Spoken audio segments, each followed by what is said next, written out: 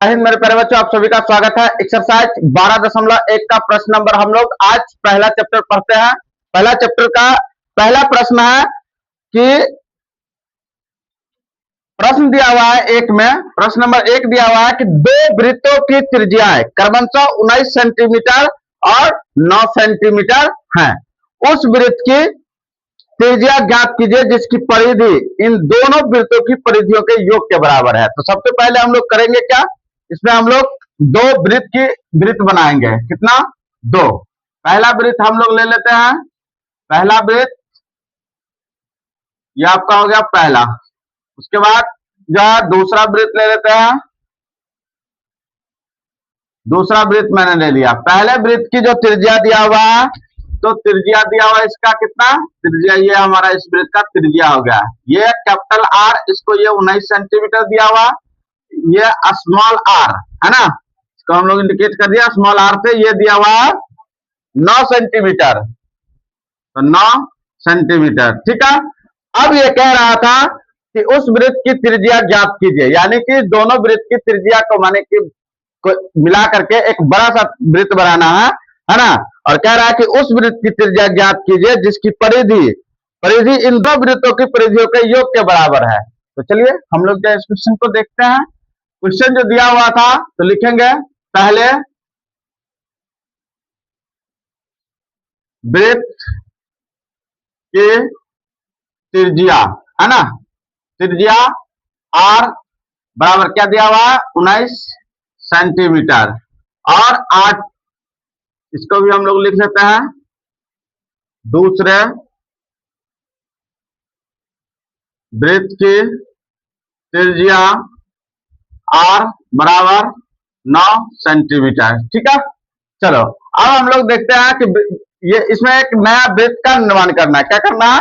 नया वृत्त का निर्माण करना है। वो भी नया वृत्त जो बनाएंगे वो कहता है उसके परिधि के योग के बराबर है ना। किसके योग के बराबर है? परिधि के योग के बराबर है। तो चलो हम लोग जो है इस क्वेश्चन को बनाते हैं। तो लिखेंगे वृत्त की परिधि बराबर, क्या लिखेंगे?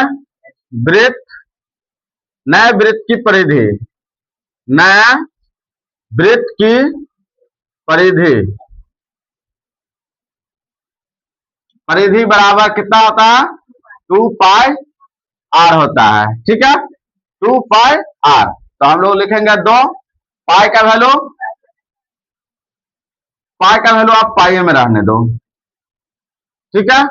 और आर जो है आपका क्या है, एक 19 है और एक 9 है। इसको हम लोग आर को इस टाइप से हम लोग जो है दोनों को एक साथ में हमने कर लिया, यानी दोनों वृत्त को हम लोग एक साथ निकाल लेते हैं इनके परिधि को। ठीक है। तो ये इनका परिधि हो जाएगा। जैसे कि अगर हम लोग यहाँ पर बात करें तो ये आपका ये हो गया 2 पाई 19 और 9 हम लोग जोड़ देते हैं, कितना आएगा जी 19 और 9,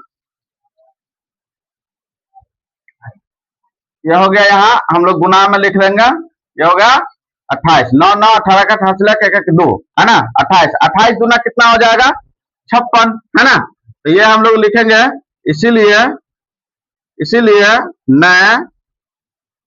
नए वृत्त की परिधि, नए वृत्त की परिधि कितना आ गया, तो 2 28 दूना 56 ये पाई, यानी कि ये नए वृत्त की परिधि हमें पता चल गया है ना। जो हम लोग यहाँ पे एक नए वृत्त बनाएंगे,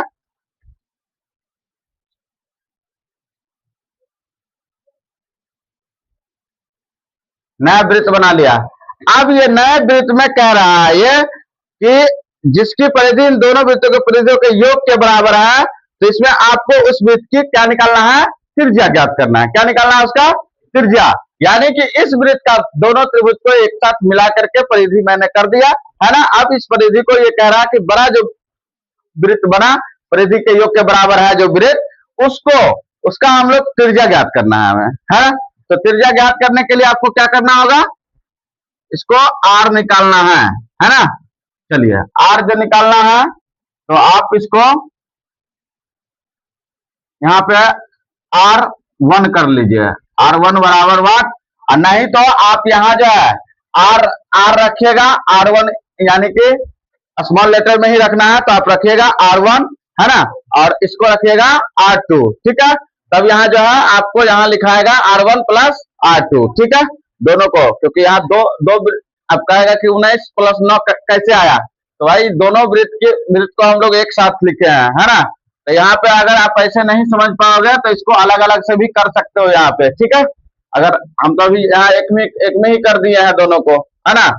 तो यहाँ लेके आया इसका परिचय, अगर आपको समझ में नहीं आता तो फिर इसको आप अलग अलग से लिखना, जैसे कि 2 पाई आर एक वृत्त का हम लोग रखा, फिर इसका रखेंगे दोनों बराबर में 2 पाई आ जाएगा, इसलिए 2 पाई कॉमन हो जाएगा, और आर दोनों का अलग अलग है तो आर जो है एक साथ जुट जाएगा। समझ में आ गया बात, तो इसलिए हम लोग ऐसे लिख लिए हैं।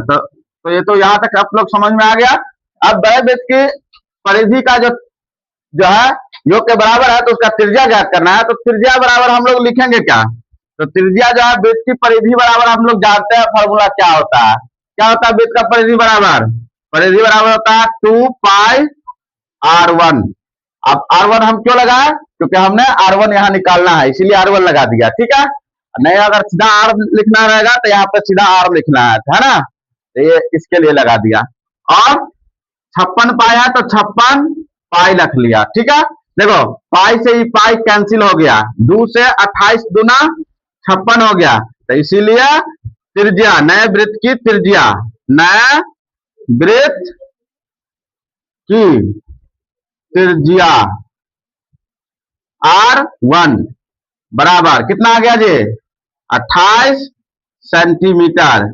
ये हमारा इस क्वेश्चन का आंसर हो जाता है। ये प्रश्न जो है आपको VVI क्वेश्चन है, बिहार बोर्ड में यह है, बहुत बार पूछा गया क्वेश्चन है, प्रत्येक साल समझो कि इस क्वेश्चन को या तो ऑब्जेक्टिव में हो या सब्जेक्टिव में हो, 100% इस क्वेश्चन को, यानी कि 12.1 का पहला क्वेश्चन और दूसरा नंबर क्वेश्चन को 100% सीखना ही सीखना है आपको, है ना, क्योंकि यह क्वेश्चन जो है बहुत ही इंपॉर्टेंट है।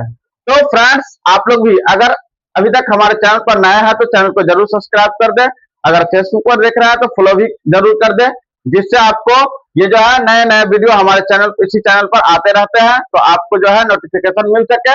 या बिहार बोर्ड का आप लोग भी जरूर सीख लीजिए इस क्वेश्चन को, क्योंकि यह जो महत्वपूर्ण प्रश्न है। Thank you.